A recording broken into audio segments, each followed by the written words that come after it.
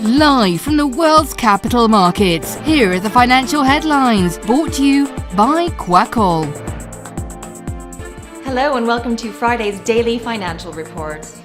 Deliveries of US crude oil to Asia are set to touch a record 1.8 million barrels per day this month, Cape Plus shipping data showed, as demand climbed on a widening discount to global oil.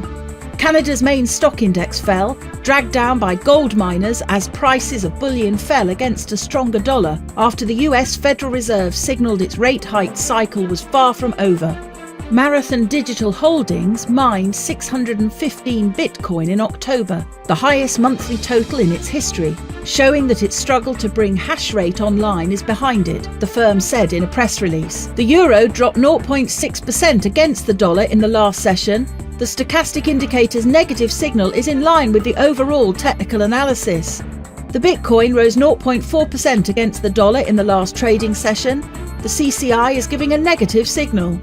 The pound-dollar pair plummeted 1.9% in the last session. The CCI is giving a negative signal which matches our overall technical analysis. The Aussie-dollar pair fell 0.6% in the last session. The stochastic indicator is giving a negative signal which matches our overall technical analysis. The French industrial output will be released at 07:45 GMT. Japan's Jibun Bank Services PMI at 0000 hours and 30 minutes GMT.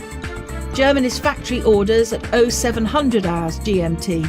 The UK's CFTC GBP NC net positions will be released at 19:30 GMT.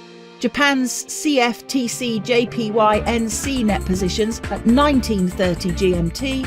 The US average hourly earnings at 12:30 GMT. We hope that you've enjoyed Friday's market outlook. On behalf of all of us here, we wish you a productive trading day.